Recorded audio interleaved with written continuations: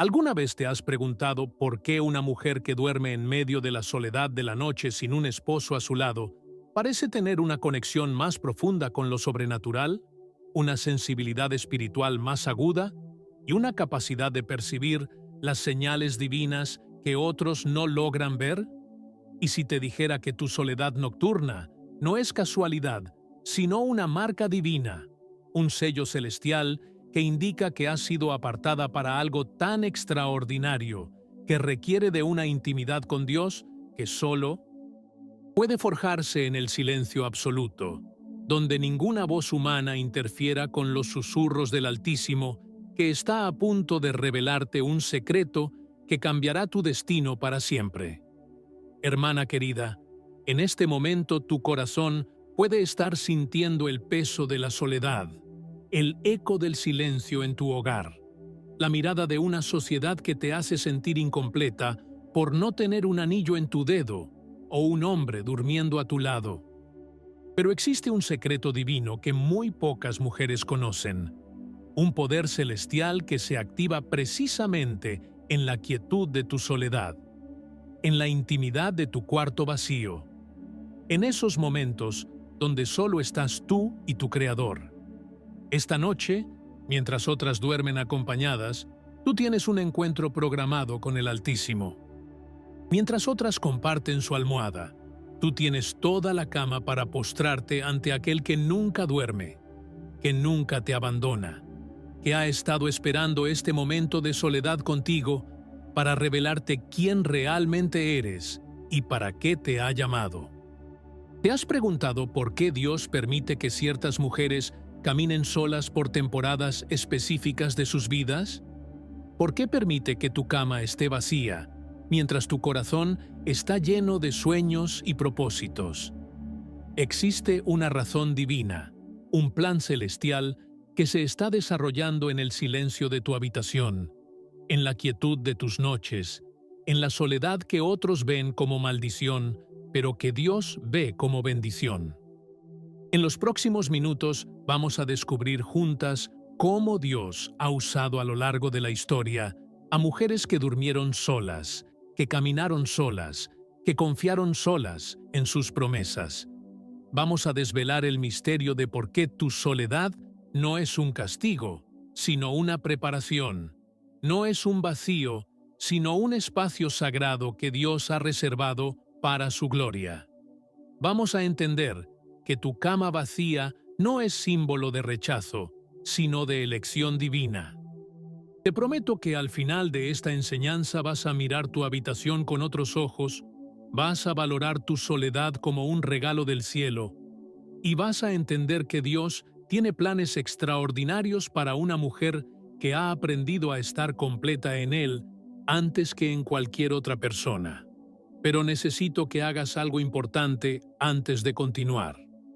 En los comentarios escribe: hoy decido confiar en el plan de Dios para mi vida, porque tu fe y tu compromiso con esta enseñanza van a determinar qué tanto va a impactar en tu corazón.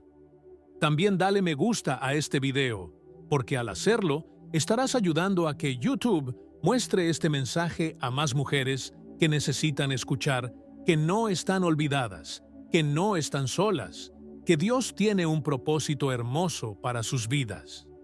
Muchas de ustedes usan este contenido como su iglesia, como su momento de conexión con Dios, especialmente aquellas que no tienen una congregación cerca o que han encontrado en estos estudios el alimento espiritual que sus almas necesitan. Por eso es importante que participen desde el principio, que comenten esa frase y que se sientan parte de esta familia espiritual que nos conecta a través de la pantalla, pero nos une en el corazón. La penúltima enseñanza de hoy puede llevar la clave para desbloquear una bendición que ha estado esperando manifestarse en tu vida. Vamos a comenzar este viaje de descubrimiento juntas. Ana, la mujer que ofreció su soledad en el altar. En el templo de Dios, año tras año, subía una mujer cuyo vientre estaba cerrado y cuyo corazón estaba quebrantado. Ana, esposa de Elcana, compartía a su marido con otra mujer que sí podía darle hijos. Imagínate por un momento la humillación, el dolor, la sensación de incompletitud que Ana debía sentir cada noche cuando se acostaba sabiendo que su rival tenía lo que ella más anhelaba. Pero aquí está el misterio hermoso de Dios. Mientras Penina, la otra esposa, se jactaba de su fertilidad y se burlaba de la esterilidad de Ana, fue precisamente Ana quien tenía el corazón preparado para el milagro más extraordinario. Su soledad maternal, su dolor silencioso, su llanto en la madrugada, se convirtieron en la ofrenda más preciosa que Dios podía recibir. Ana no solo dormía sola en términos emocionales, sino que vivía sola en su dolor, incomprendida incluso por su propio marido, quien le decía: ¿no te soy yo mejor que 10 hijos? Pero hay dolores que solo una mujer puede entender. Hay vacíos que solo Dios puede llenar. Hay propósitos que solo se forjan en la soledad del sufrimiento.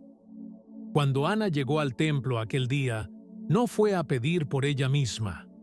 En su soledad había aprendido algo que las mujeres acompañadas a menudo no entienden: que los mejores regalos se los damos a Dios, no se los pedimos. Ana prometió que si Dios le daba un hijo, se lo devolvería completamente. Su oración no fue egoísta, sino sacrificial. No fue desesperada, sino entregada. El sacerdote Elí la vio orar con tanta intensidad que pensó que estaba borracha, pero Ana estaba embriagada de Dios, intoxicada de fe, ebria de esperanza. Su soledad la había llevado a una intimidad con Dios que otras mujeres, distraídas por sus relaciones humanas, nunca habían experimentado. Y Dios, que siempre tiene la última palabra, no solo le dio el hijo que pidió, sino que le dio a Samuel, el profeta que cambiaría la historia de Israel. Ana, la mujer que durmió sola en su dolor, que caminó sola en su anhelo, que lloró sola en su esterilidad, se convirtió en la madre del hombre que ungió a los reyes de Israel. Hermana, tu soledad no es estéril. Tu cama vacía no significa que tu vida esté vacía. Como Ana, Dios está preparando en ti algo que va a impactar generaciones. Tu dolor silencioso es la semilla de tu propósito más grande. No permitas que nadie te haga sentir menos mujer por dormir sola, porque es precisamente en esa soledad donde Dios está forjando en ti una intimidad que te preparará para los milagros que vienen. Cada noche que Ana se acostaba con el corazón doliente, cada madrugada que despertaba recordando su vacío, cada momento en que veía a otras madres con sus hijos, Dios estaba tejiendo en su espíritu una fibra especial, una fortaleza que solo se desarrolla en el crisol del anhelo no satisfecho. Su esterilidad no era un castigo, sino un proceso de purificación. No era una maldición, sino una preparación para algo que requería de un corazón completamente rendido. Cuando finalmente Ana concibió a Samuel, su gozo no fue solo personal, sino profético. Sabía que este hijo no era resultado de su esfuerzo, sino de la misericordia divina. No era fruto de su mérito, sino de la gracia soberana. Por eso pudo desprenderse de él cuando apenas había dejado de amamantarlo, porque entendía que Samuel nunca había sido suyo, sino de Dios, desde el momento de la concepción. La oración de Ana después de entregar a Samuel revela el corazón de una mujer que había sido transformada por la soledad. Mi corazón se regocija en Jehová, mi poder se exalta en Jehová. Mi boca se ensanchó sobre mis enemigos, por cuanto me alegré en tu salvación. Estas no son palabras de una madre que acaba de perder a su hijo. Son palabras de una mujer que había aprendido que su gozo no dependía de sus circunstancias, sino de su relación con Dios. Tu proceso puede estar tomando años, como el de Ana. Puedes sentir que mientras otras mujeres reciben rápidamente lo que tú has estado pidiendo en lágrimas. Pero recuerda que los regalos más preciosos de Dios no se dan a la ligera. Requieren de un corazón preparado, de una fe probada, de una entrega total. Ana no solo recibió un hijo, recibió al hijo que cambiaría la historia de Israel. Tu espera no es desperdicio de tiempo, sino inversión celestial. Ruth, la extranjera que eligió la soledad por amor. Después de que la muerte visitara la familia de Noemí, llevándose a su esposo y a sus 2 hijos, 3 mujeres se encontraron en una encrucijada que definiría sus destinos para siempre. Noemí, amargada por las pérdidas, decidió regresar a su tierra. Sus 2 nueras, Orfa y Ruth, tenían que elegir: quedarse en su tierra conocida con posibilidades de volver a casarse o seguir a una suegra anciana hacia un futuro incierto. Orfa tomó la decisión práctica, la decisión que cualquier consejero matrimonial habría recomendado. Se quedó en Moab, donde conocía el idioma, las costumbres, donde tenía familia y donde podría encontrar otro marido. Pero Ruth hizo algo que desafió toda lógica humana. Eligió la soledad, eligió el camino difícil, eligió acompañar a Noemí, aunque eso significara caminar hacia lo desconocido sin garantías de compañía masculina. No me ruegues que te deje y me aparte de ti, porque a donde quiera que tú fueres, iré yo, y donde quiera que vivieres, viviré. Tu pueblo será mi pueblo, y tu Dios, mi Dios. Estas palabras no fueron solo una declaración de lealtad a Noemí, fueron una declaración de fe a un Dios que Ruth apenas conocía, una apuesta total por un futuro que no podía ver. Ruth eligió dormir sola en tierra extranjera antes que acompañada en tierra familiar. Eligió la incertidumbre con Dios antes que la seguridad sin Él. Y esta decisión, que humanamente parecía la más tonta, se convirtió en la más sabia que pudo haber tomado. En Belén, Ruth no tenía estado social, no tenía derechos, no tenía conexiones. Era una viuda extranjera en una sociedad que no la reconocía. Pero su fidelidad a Noemí y su entrega al Dios de Israel la llevaron a los campos de Booz, donde su carácter, forjado en la soledad y en la decisión de hacer lo correcto, aun cuando nadie la viera, brilló como oro puro. Booz no se fijó en Ruth porque fuera la más bella o la más rica, sino porque era una mujer que había demostrado que podía ser fiel en lo poco, que podía caminar sola sin perder su integridad, que podía enfrentar la incertidumbre sin comprometer sus valores. La soledad de Ruth no la volvió desesperada, sino noble. No la hizo conformarse con cualquiera, sino esperar por quien Dios tenía preparado. Y cuando finalmente llegó su tiempo, no solo encontró un marido, sino que se casó con uno de los hombres más honorables de su época. Se convirtió en bisabuela del rey David y entró en el linaje del Mesías. La mujer que eligió dormir sola por fidelidad se convirtió en parte de la genealogía de Jesús. Hermana, cuando eliges los principios de Dios por encima de la compañía humana, cuando prefieres caminar sola en su voluntad antes que acompañada fuera de ella, estás tomando la misma decisión que tomó Ruth. Tu soledad con propósito divino vale más que cualquier compañía sin propósito eterno. La decisión de Ruth no fue emocional, sino estratégica en términos espirituales. Ella había observado la fe de Noemí durante años. Había visto cómo esta mujer hebrea mantenía su confianza en Jehová incluso en medio de las tragedias más devastadoras. Cuando perdió a su esposo y a sus 2 hijos, Noemí no maldijo a Dios, sino que decidió regresar a la tierra de la promesa. Esa fe inquebrantable impactó el corazón de Ruth más que cualquier sermón. Durante el viaje hacia Belén, Ruth tuvo tiempo de reflexionar sobre su decisión. Cada paso que daba la alejaba más de todo lo conocido y la acercaba más a lo desconocido. Pero en lugar de llenarse de temor, su corazón se llenaba de expectativa. Había algo en la forma como Noemí hablaba de su Dios que le daba la certeza de que estaba tomando la decisión correcta. Cuando llegaron a Belén, Ruth no se quedó en casa lamentándose por su situación. Inmediatamente se puso a trabajar en los campos, aprovechando la ley de la siega que permitía a los pobres recoger lo que quedaba después de la cosecha. Su actitud no era de víctima, sino de guerrera. No esperaba que otros resolvieran su situación, sino que tomó acción para cambiar su realidad. Fue precisamente esa actitud proactiva en medio de la adversidad lo que llamó la atención de Boaz. Él había escuchado hablar de esta mujer moabita que había demostrado una lealtad extraordinaria hacia su suegra, que había dejado todo por seguir al Dios de Israel. Su carácter precedía su belleza, su reputación llegaba antes que su presencia. Cuando Noemí le dio el consejo de acercarse a Booz en la era, Ruth obedeció no porque fuera desesperada, sino porque había aprendido a confiar en la sabiduría de una mujer que conocía las costumbres y las leyes de Israel. Su acción fue valiente pero no irrespetable, audaz pero no inapropiada.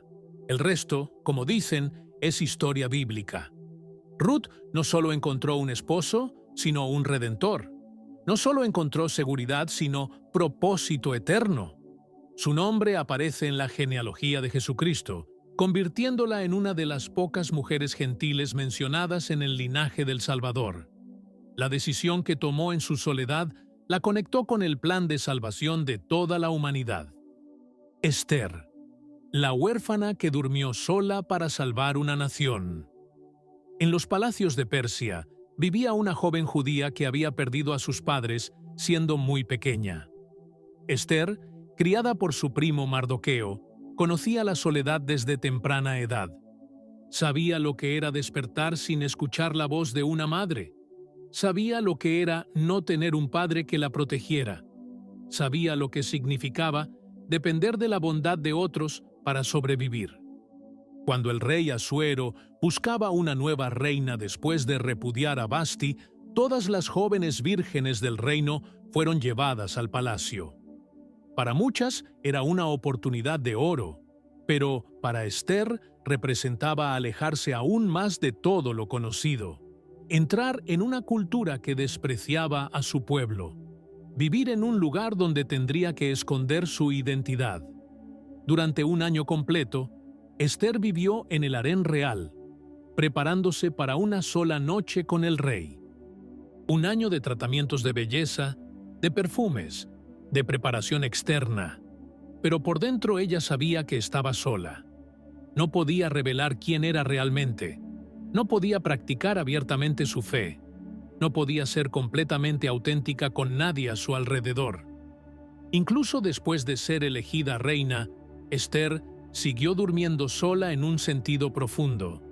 Sí, tenía un esposo, pero no podía compartir con él su verdadera identidad. Tenía poder, pero no podía usarlo libremente. Tenía riquezas, pero su corazón anhelaba algo más profundo que los lujos del palacio. Fue precisamente en esa soledad donde Dios la estaba preparando para el momento más importante de su vida. Cuando Amán conspiró para destruir a todos los judíos del imperio, Mardoqueo le recordó a Esther algo que cambiaría su perspectiva para siempre. ¿Quién sabe si para esta hora has llegado al reino? Esther tuvo que tomar la decisión más difícil de su vida, arriesgar su posición, su seguridad, incluso su vida, por salvar a su pueblo. Y para hacerlo, pidió ayuno durante 3 días y 3 noches. 3 días durmiendo sola, sin comer, sin beber, intercediendo por una nación entera. Su soledad no había sido casualidad, sino preparación. Dios había permitido que fuera huérfana para que aprendiera a depender de Él. Había permitido que viviera aislada en el palacio para que cuando llegara el momento crucial, supiera que su única fuente de fortaleza era divina, no humana. Cuando Esther se presentó ante el rey sin ser llamada, arriesgando su vida, no lo hizo confiando en su belleza o en su posición como reina, sino en el Dios que había estado con ella, en su orfandad, en su soledad, en su silencio. Y Dios no solo salvó su vida, sino que usó a esta mujer sola para salvar a toda una nación. Hermana, tu soledad puede parecer una desventaja, pero Dios la está usando como entrenamiento para algo más grande. Como Esther, Él te ha puesto en el lugar exacto donde estás, en el tiempo exacto en que vives, para un propósito que trasciende tu comodidad personal. Lo que más me impresiona de la historia de Esther es cómo Dios orquestó cada detalle, incluso los que parecían negativos, para colocarla en la posición exacta donde podría salvar a su pueblo. Su orfandad no fue accidente, sino preparación. Su belleza no fue vanidad, sino herramienta divina. Su capacidad de mantener secretos no fue engaño, sino sabiduría estratégica. Durante el año de preparación en el harén, Esther tuvo que aprender a navegar en un mundo completamente diferente al suyo. Tuvo que estudiar las costumbres persas, aprender el protocolo real, entender las dinámicas de poder del palacio. Todo esto mientras mantenía su identidad judía en secreto, lo cual requería de una fortaleza interior extraordinaria. Cuando finalmente llegó su noche con el rey, Esther no dependió solo de su belleza física, sino de la gracia que Dios había puesto sobre su vida. El versículo dice que halló gracia ante sus ojos más que todas las demás mujeres. Esta gracia no era superficial, sino profunda. Era el resultado de años de carácter forjado en la adversidad. Como reina, Esther no se volvió arrogante ni se olvidó de sus raíces. Siguió manteniendo comunicación con Mardoqueo, siguió preocupándose por su pueblo, siguió siendo la misma mujer humilde que había sido criada en la modestia. El poder no corrompió su corazón porque había sido probada en la soledad antes de recibir la autoridad. Cuando llegó la crisis con el decreto de Amán, Esther se enfrentó al momento más difícil de su vida.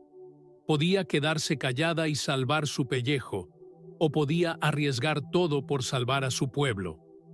La decisión no fue fácil, pero su corazón, forjado en años de dependencia de Dios, ya sabía cuál era la respuesta correcta. Los 3 días de ayuno que pidió no fueron solo preparación espiritual, sino reconocimiento de que sin Dios no podía hacer nada. La mujer que había aprendido a estar sola con Dios sabía que esa intimidad divina era su única fuente de fortaleza para enfrentar lo imposible. Cuando se presentó ante el rey, llevaba más que un vestido real. Llevaba la unción de una mujer que había entendido su propósito. Su petición no fue egoísta, sino sacrificial. No pidió para sí, sino para otros. Y Dios honró su valor transformando lo que parecía una derrota segura en la victoria más grande de la historia del pueblo judío.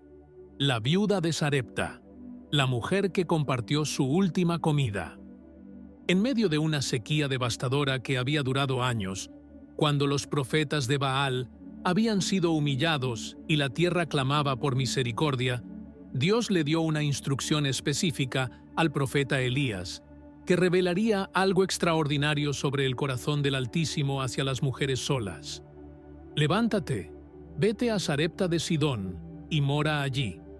He aquí yo he dado orden allí a una mujer viuda que te sustente.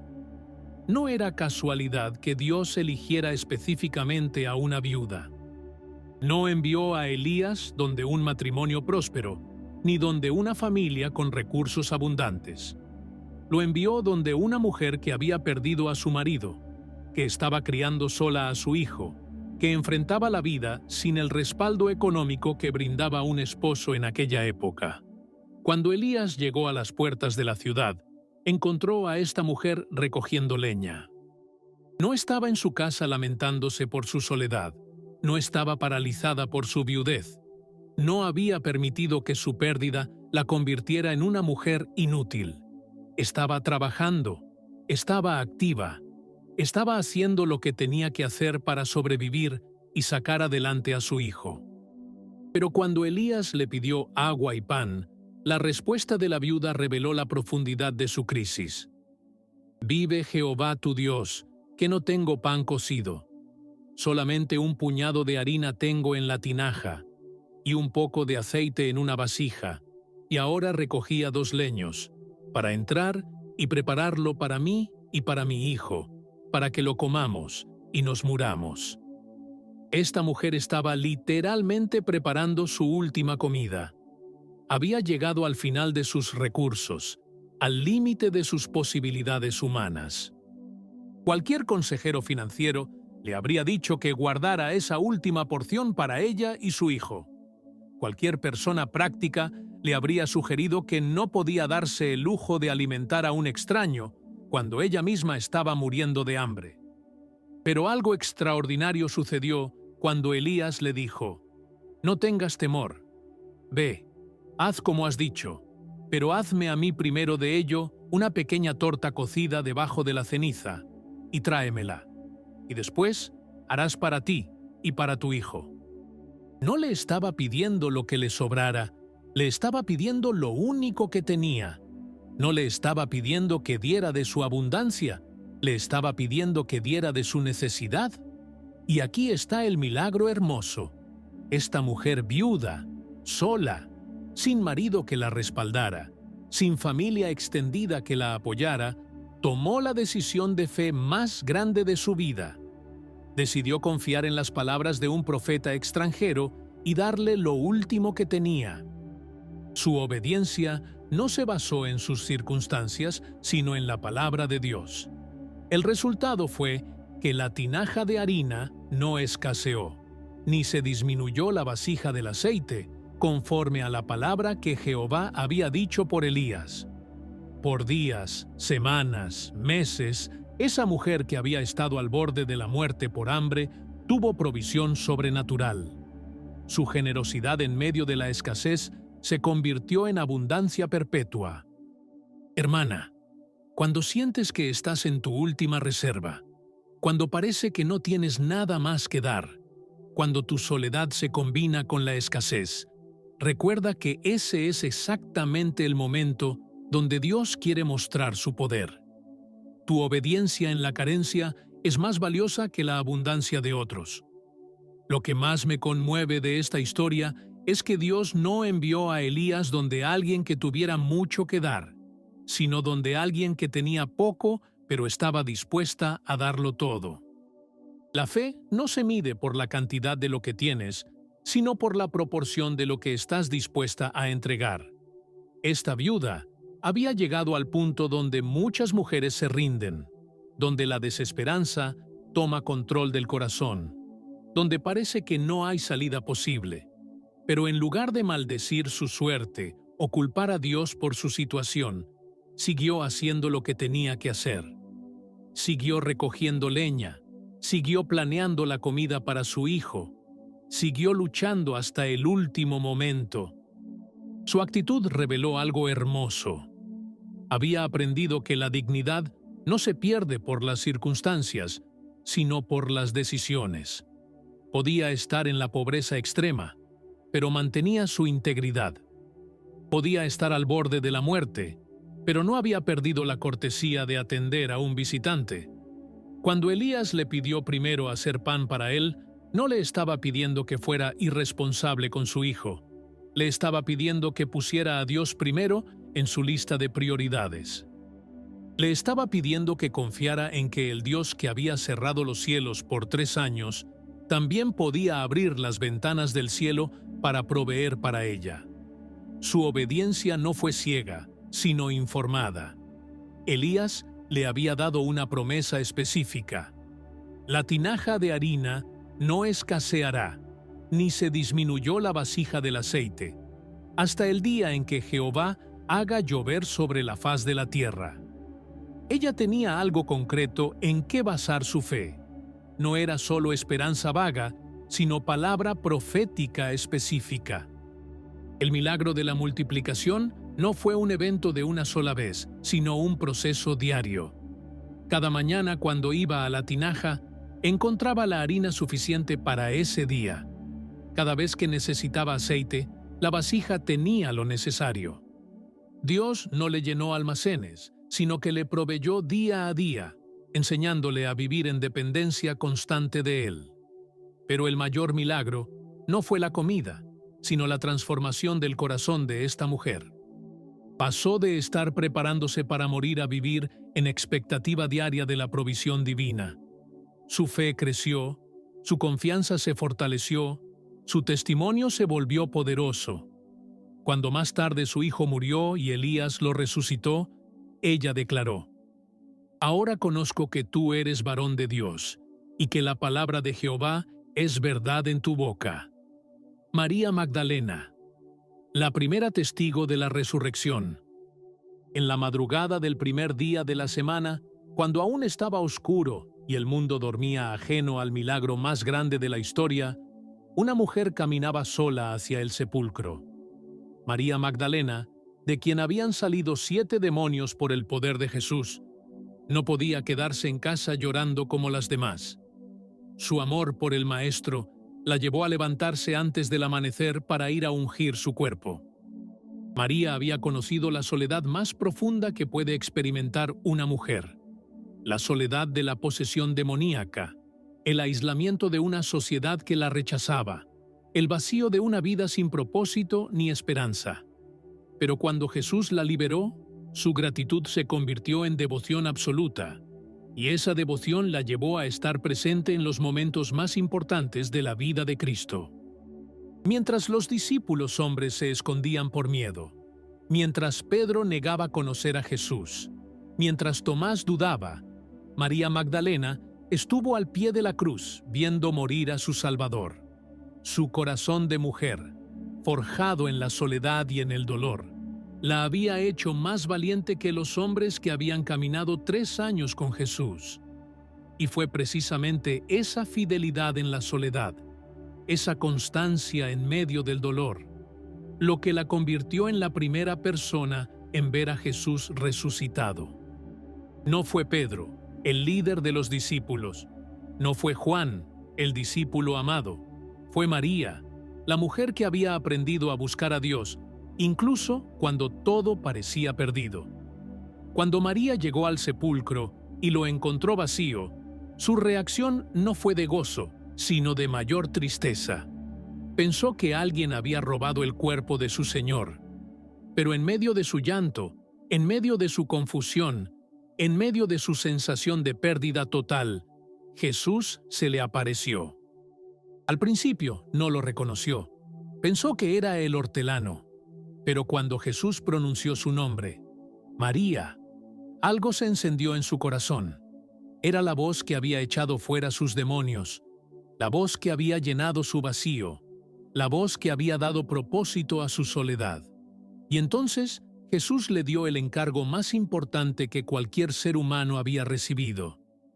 Ve a mis hermanos y diles: subo a mi Padre y a vuestro Padre, a mi Dios y a vuestro Dios.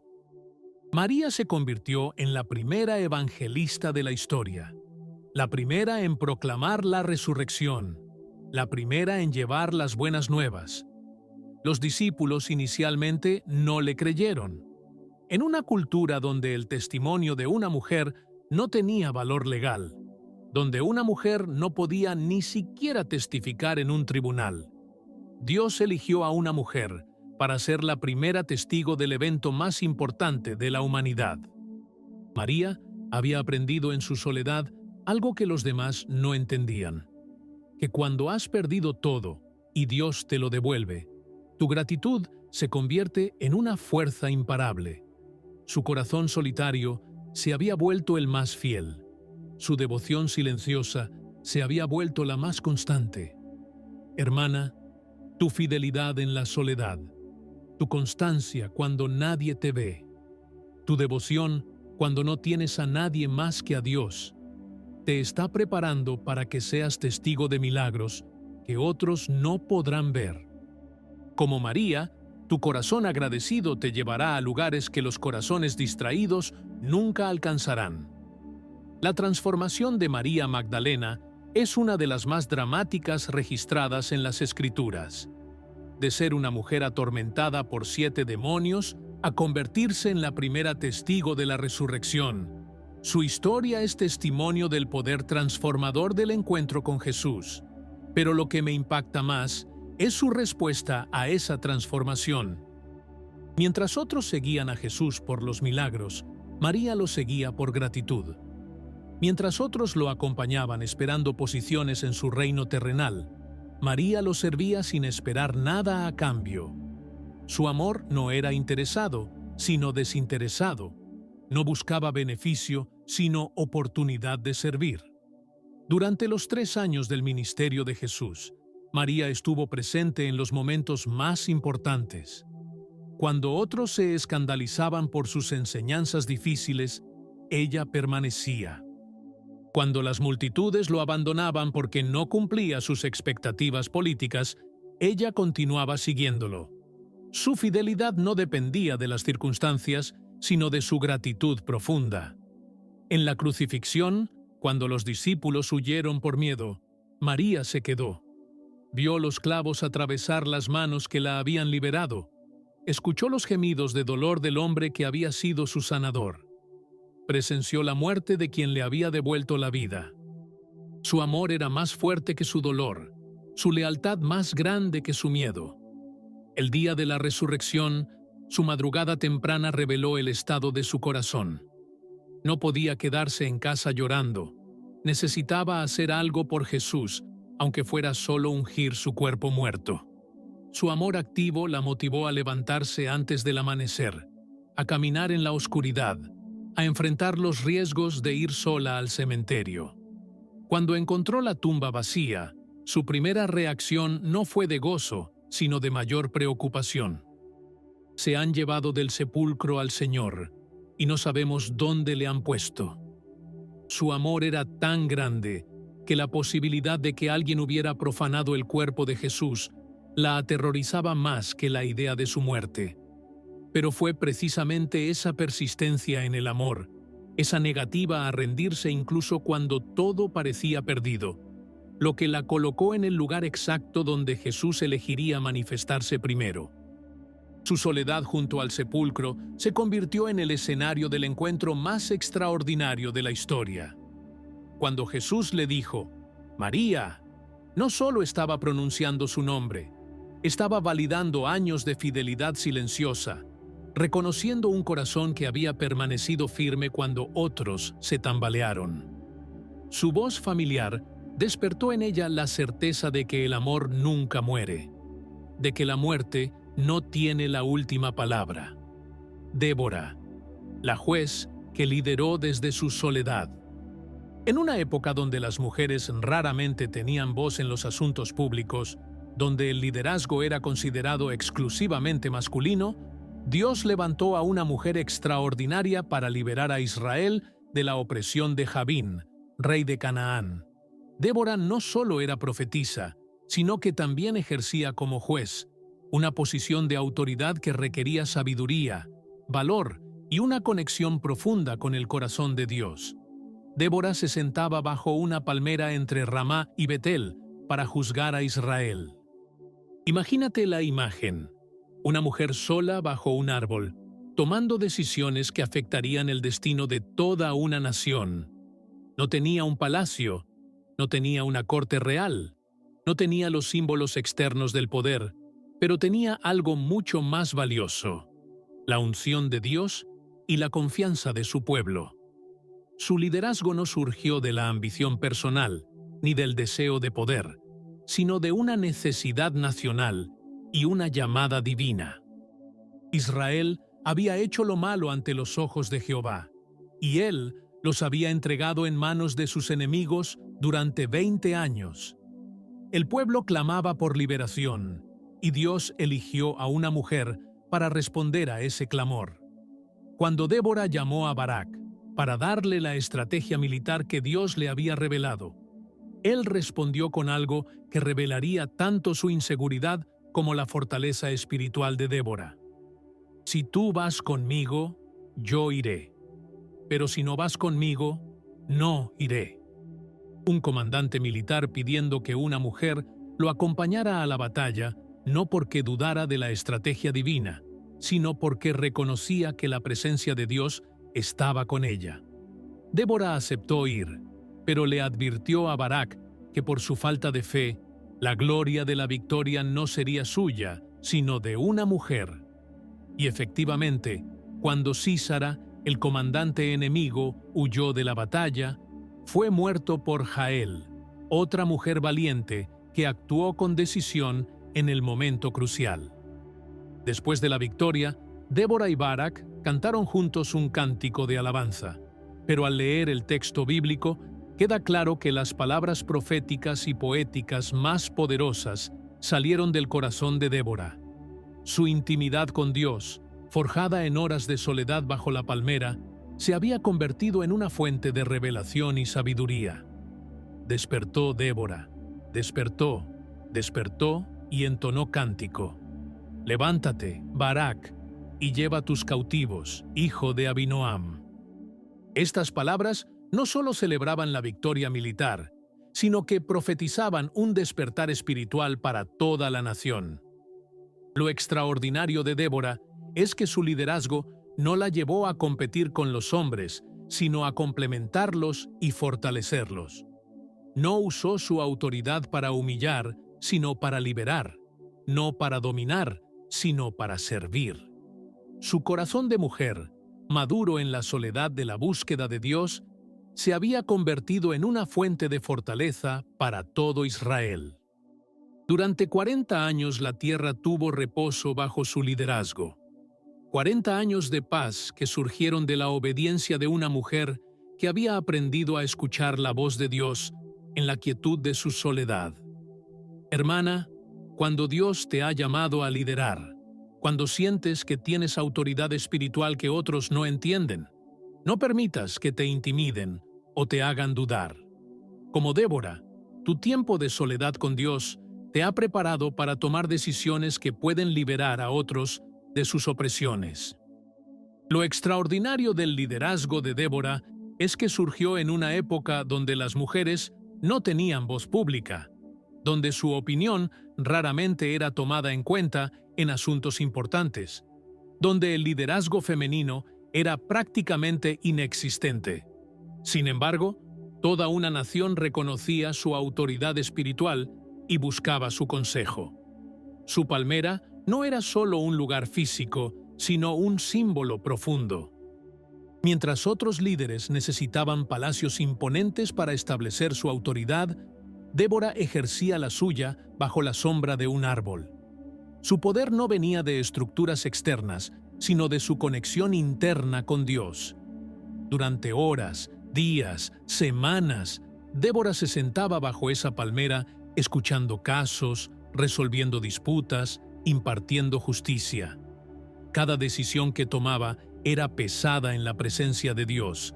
Cada veredicto era resultado de sabiduría divina, no de conocimiento humano. Su soledad con Dios se había convertido en autoridad para otros.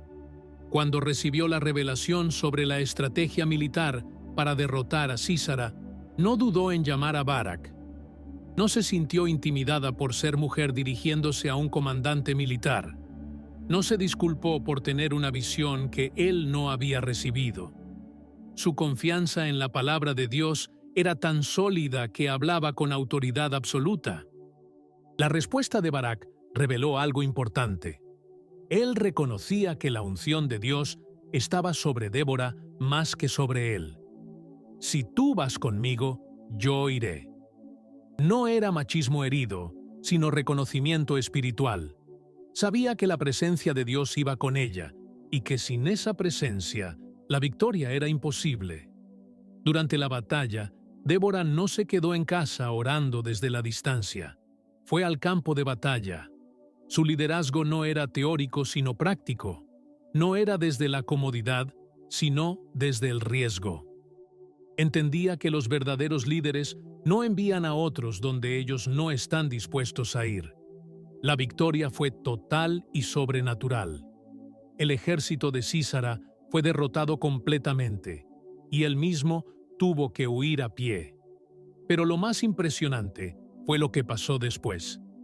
Débora no se atribuyó la gloria, sino que la dirigió hacia Dios. Su cántico de victoria fue una sinfonía de alabanza que reconocía la mano divina en cada detalle. Los 40 años de paz que siguieron bajo su liderazgo demuestran que su autoridad no era momentánea, sino permanente. No era carismática, sino genuina. Durante 4 décadas, Israel vivió en tranquilidad porque había una mujer que sabía escuchar la voz de Dios y tenía el valor de obedecerla. Su legado trasciende el tiempo porque demostró que el liderazgo espiritual no tiene género, sino unción. No tiene límites humanos, sino solo límites divinos. Débora rompió barreras no para demostrar superioridad femenina, sino para mostrar que Dios usa a quien se deja usar, sin importar su sexo. La mujer samaritana. El encuentro al mediodía. Al mediodía, cuando el sol ardía implacable sobre los pozos de Samaria, y cualquier persona sensata buscaba la sombra de su casa, una mujer caminaba sola hacia el pozo de Jacob. No era casualidad que eligiera esa hora. Era la hora donde no se encontraría con las demás mujeres del pueblo. La hora donde podría sacar agua sin enfrentar las miradas de juicio, sin escuchar los susurros de condenación. Esta mujer conocía la soledad de la vergüenza, el aislamiento del rechazo social, la pesadez de cargar con un pasado que la sociedad no estaba dispuesta a perdonar. Había tenido 5 maridos y el hombre con quien vivía ahora no era su esposo. En una cultura donde el valor de una mujer se medía por su pureza y su capacidad de mantener un matrimonio, ella era vista como un fracaso total. Pero Dios tenía otros planes. Mientras los discípulos habían ido a comprar comida y Jesús se quedó solo junto al pozo, no fue casualidad que esta mujer llegara precisamente en ese momento. Su soledad la había llevado a un encuentro divino que cambiaría no solo su vida, sino la de toda su ciudad. Cuando Jesús le pidió agua, ella se sorprendió. Los judíos no se dirigían a los samaritanos, y mucho menos un rabino judío le hablaría a una mujer samaritana con su historial. Pero Jesús no solo le habló, sino que le ofreció algo que ella ni siquiera sabía que necesitaba: agua viva. Cualquiera que bebiere de esta agua volverá a tener sed, mas el que bebiere del agua que yo le daré no tendrá sed jamás, sino que el agua que yo le daré será en él una fuente de agua que salte para vida eterna. Jesús no estaba hablando solo de agua física, estaba hablando de la sed más profunda de su alma, la sed que ninguno de sus 5 maridos había podido saciar. Cuando la conversación llegó al punto de su vida personal, Jesús no la condenó, sino que la entendió. Bien has dicho, no tengo marido, porque 5 maridos has tenido, y el que ahora tienes no es tu marido. Esto has dicho con verdad. No había acusación en sus palabras, solo reconocimiento de su honestidad. Y entonces sucedió algo extraordinario. Esta mujer, que había venido al pozo huyendo de la gente, corrió de vuelta al pueblo para contarles a todos sobre Jesús. Su testimonio fue tan poderoso, tan auténtico, que muchos samaritanos creyeron por su palabra. Venid, ved a un hombre que me ha dicho todo cuanto he hecho. ¿No será este el Cristo? Su soledad se había convertido en evangelismo, su vergüenza en testimonio, su aislamiento en puente para que otros conocieran al Salvador. Los samaritanos vinieron a Jesús y le rogaron que se quedara con ellos, y él se quedó 2 días. Muchos más creyeron por sus propias palabras, pero todo comenzó con el testimonio de una mujer que había aprendido en su soledad a reconocer la voz de la verdad. La mujer que había buscado amor en 5 matrimonios fracasados, finalmente encontró el amor verdadero en Jesús. La que había sido rechazada por su comunidad se convirtió en la primera misionera samaritana. La que caminaba sola al mediodía para evitar a la gente se convirtió en la que trajo a toda la ciudad a los pies de Cristo. Hermana, tu pasado no descalifica tu futuro. Como la samaritana, tu historia de búsqueda, incluso si incluye errores y fracasos, puede convertirse en el testimonio más poderoso de la gracia de Dios. Tu soledad te ha preparado para reconocer al Salvador cuando Él se aparezca en tu camino. La transformación de la samaritana sucedió en cuestión de minutos, pero había sido preparada durante años de búsqueda infructuosa. Cada matrimonio fallido había sido una lección, cada desilusión una preparación, cada soledad un paso hacia el encuentro que cambiaría su vida para siempre. Su conversación con Jesús reveló la profundidad de su conocimiento espiritual.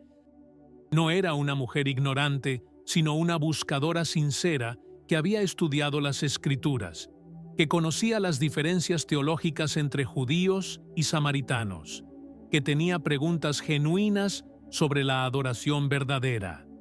Su sed espiritual era tan real como su sed física.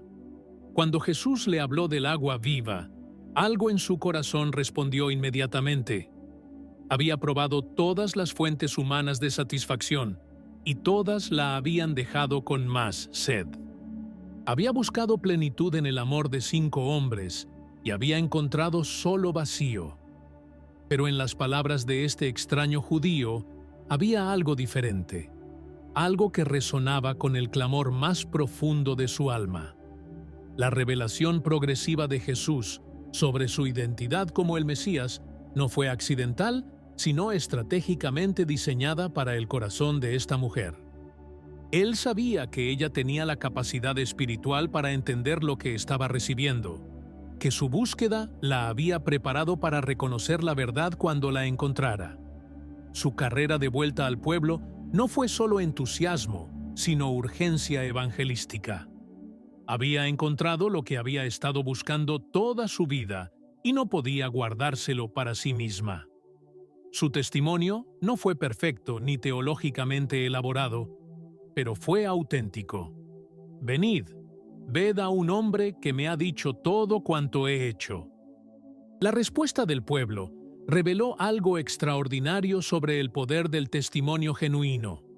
A pesar de su reputación, a pesar de sus fracasos pasados, cuando habló con la autoridad de alguien que había tenido un encuentro real con Dios, la gente le creyó.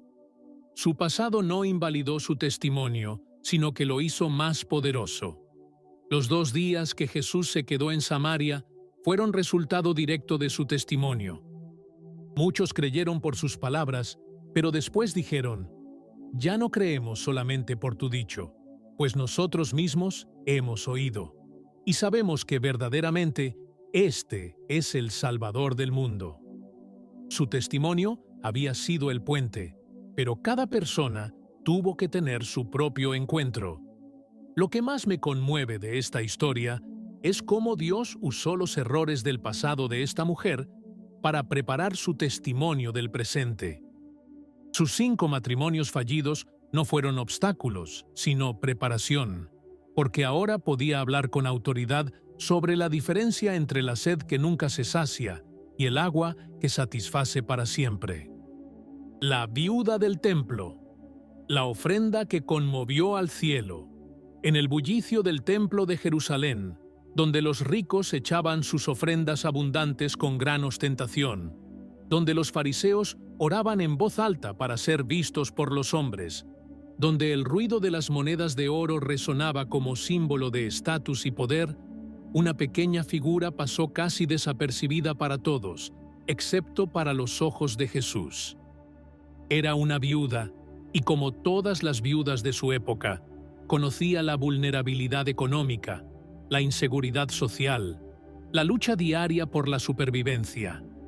No tenía esposo que la proveyera, no tenía hijos que la sostuvieran, no tenía herencia que la respaldara. Su realidad era la de millones de mujeres que han quedado solas en el mundo, enfrentando cada día con los recursos limitados que sus propias manos pueden generar. Pero mientras otros daban de lo que les sobraba, ella se acercó al lugar de las ofrendas con algo que representaba todo lo que tenía para vivir. 2 blancas, las monedas más pequeñas del sistema monetario de la época. Para cualquier observador casual, su ofrenda era insignificante, casi insultante comparada con las grandes sumas que otros depositaban. Sin embargo, Jesús detuvo su enseñanza, llamó a sus discípulos y les señaló a esta mujer que creía que nadie la estaba viendo. De cierto os digo que esta viuda pobre echó más que todos los que han echado en el arca, porque todos han echado de lo que les sobra, pero ésta, de su pobreza, echó todo lo que tenía, todo su sustento. En esas palabras de Jesús se revela algo profundo sobre el corazón de Dios hacia las mujeres que enfrentan la vida solas. No fue la cantidad lo que impresionó al Salvador, fue la proporción. No fue el impacto económico de su ofrenda lo que conmovió su corazón, fue el sacrificio personal que representaba. Esta viuda había tomado una decisión que desafiaba toda lógica financiera: dar todo lo que tenía para vivir. No tenía cuenta de ahorros donde recurrir, no tenía familia rica que la apoyara si se quedaba sin nada. Su ofrenda no era de abundancia, sino de fe radical.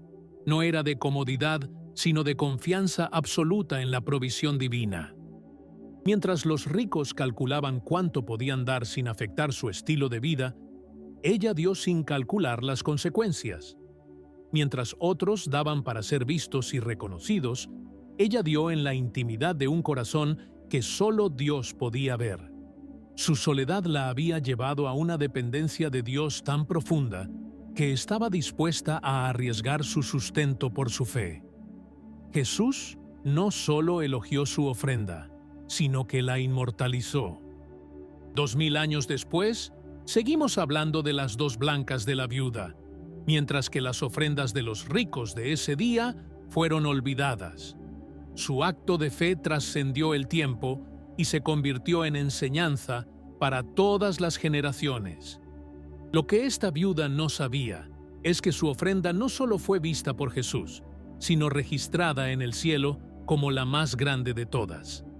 Su confianza en medio de la escasez se convirtió en el ejemplo supremo de generosidad. Su soledad económica se transformó en riqueza espiritual. Hermana, cuando sientes que no tienes nada que ofrecer, cuando tu situación te hace pensar que tu contribución es insignificante, recuerda que Dios no mide con las medidas humanas. Como la viuda del templo, tu ofrenda en medio de la necesidad vale más en el cielo que la abundancia de otros en la tierra. Esta viuda representa a millones de mujeres a través de la historia que han tenido que enfrentar la vida con recursos limitados, pero con un corazón ilimitado hacia Dios. Su situación económica no había disminuido su generosidad espiritual. Sus circunstancias difíciles no habían endurecido su corazón hacia el Señor. Lo que me impresiona de su historia es que nadie la obligó a dar, nadie le pidió una ofrenda, nadie le dijo que era su deber contribuir. Su ofrenda surgió de un corazón agradecido que reconocía que todo lo que tenía, por poco que fuera, provenía de la mano de Dios. Su generosidad no era resultado de abundancia, sino de gratitud. En el contexto del templo, rodeada de mercaderes y cambistas que hacían negocio con las cosas sagradas, donde los ricos exhibían su riqueza como símbolo de bendición divina, donde los fariseos oraban largas oraciones para ser vistos por los hombres, esta viuda se acercó silenciosamente al lugar de las ofrendas. Sus dos blancas representaban más que dinero. Representaban su sustento completo para el día siguiente. No tenía reservas, no tenía plan B, no tenía a nadie que la respaldara si se quedaba sin nada. Su ofrenda era un acto de fe radical que declaraba que confiaba más en la provisión de Dios que en sus propios recursos. La observación de Jesús no fue casual, sino intencional. Él estaba enseñando a sus discípulos sobre el verdadero valor de la ofrenda, sobre la diferencia entre dar de lo que sobra y dar de lo que falta. Su comentario elevó el acto de esta mujer de una simple transacción financiera a una lección eterna sobre generosidad verdadera. Esta viuda pobre echó más que todos, dijo Jesús. En los cálculos del cielo, su pequeña ofrenda pesaba más que todas las grandes sumas que habían sido depositadas ese día. Su sacrificio era proporcionalmente mayor, su fe más grande, su entrega más completa. Lo extraordinario es que esta mujer nunca supo que había sido observada por Jesús. Nunca se enteró de que sus palabras habían sido inmortalizadas. Nunca se imaginó que su acto de fe se convertiría en enseñanza para millones de personas a través de los siglos. Dio sin buscar reconocimiento, sin esperar aplausos, sin calcular el impacto de su generosidad.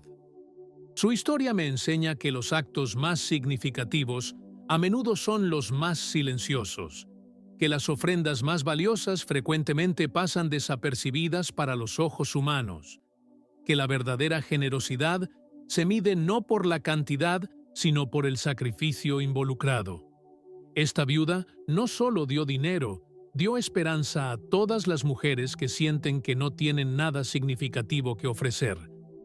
Demostró que el corazón dispuesto vale más que la billetera llena, que la fe sincera impresiona más al cielo que la abundancia ostentosa. Hermana querida, si has llegado hasta aquí, es porque el Espíritu Santo ha estado hablando a tu corazón durante estos minutos. No es casualidad que hayas permanecido hasta el final de esta enseñanza. Muy pocas personas tienen la paciencia y la sed espiritual para absorber completamente un mensaje como este, pero tú eres diferente. Tú eres parte de los elegidos que Dios está preparando para algo extraordinario. Hemos caminado juntas por las historias de mujeres que transformaron su soledad en propósito, su dolor en poder, su aparente desventaja en la mayor ventaja espiritual de sus vidas. Ana, que lloró sola hasta dar a luz al profeta que cambiaría Israel. Ruth, que eligió caminar sola hacia lo desconocido y terminó en el linaje del Mesías. Esther, que arriesgó su vida en soledad para salvar a toda una nación. La viuda de Sarepta, que compartió su última comida y nunca más le faltó provisión. María Magdalena, que buscó a Jesús en la soledad del amanecer y se convirtió en la primera testigo de la resurrección. Débora, que juzgó a Israel desde la soledad de una palmera y trajo 40 años de paz. La samaritana, que encontró el agua viva en su encuentro solitario junto al pozo. La viuda del templo, cuya ofrenda solitaria conmovió el corazón de Jesús. Cada una de estas mujeres tenía algo en común. No permitieron que su soledad las definiera como víctimas, sino que la usaron como plataforma para que Dios las definiera como vencedoras. No vieron su cama vacía como símbolo de fracaso, sino como espacio sagrado para encuentros divinos. No interpretaron su caminar en solitario como abandono de Dios, sino como preparación para su propósito. Ahora quiero que hagas algo muy importante.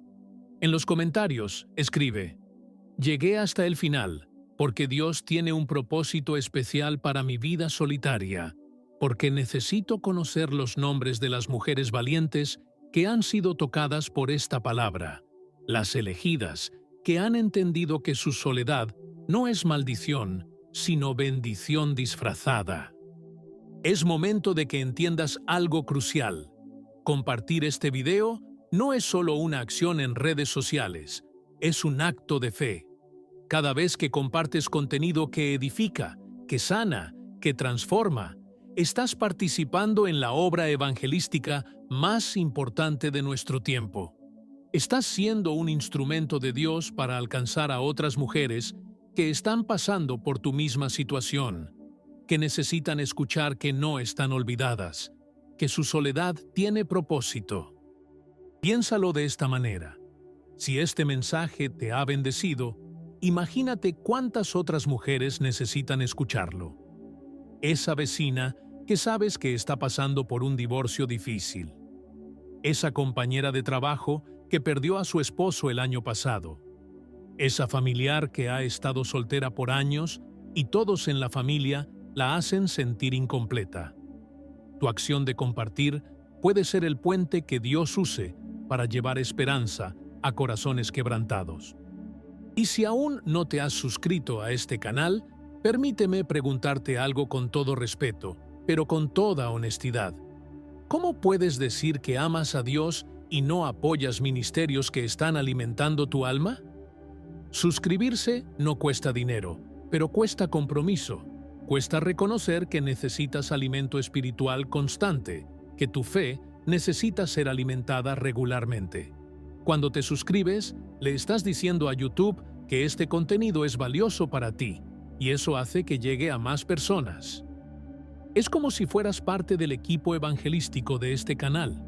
Es como si fueras colaboradora en esta obra de restauración espiritual. No permitas que el orgullo o la pereza te impidan ser parte de algo que está transformando vidas. No permitas que el "después lo hago" te robe la oportunidad de participar activamente en tu propio crecimiento espiritual y en la bendición de otros. Te animo a que explores más videos de nuestro canal, porque esta enseñanza de hoy es solo una chispa de todo el fuego que Dios quiere encender en tu vida. Mantén tu llama espiritual encendida, consumiendo regularmente contenido que nutra tu alma, que fortalezca tu fe, que te recuerde constantemente quién eres en Cristo. Antes de que cierres este video, quiero pedirte algo especial. Quédate aquí conmigo unos minutos más, no presiones pausa todavía. Deja que la música de fondo te envuelva, que la paz de este momento penetre tu corazón. Aprovecha estos minutos para hablarle a Dios, para agradecerle por este día, para decirle que has entendido que tu soledad es parte de su plan perfecto para tu vida. Dile que estás dispuesta a confiar en su tiempo, en su proceso, en su propósito. Agradécele porque mientras otras duermen acompañadas, pero vacías espiritualmente, tú duermes sola, pero llena de su presencia. Mientras otras tienen compañía humana, pero soledad espiritual, tú tienes intimidad divina que trasciende cualquier relación terrenal. No cortes esta conexión presionando pausa. Deja que el video termine naturalmente. Deja que estos momentos finales sean un puente entre lo que acabas de recibir y lo que vas a vivir a partir de ahora. Permite que el Espíritu Santo selle en tu corazón cada palabra que ha resonado contigo. Te espero en el siguiente video. Que Dios te bendiga.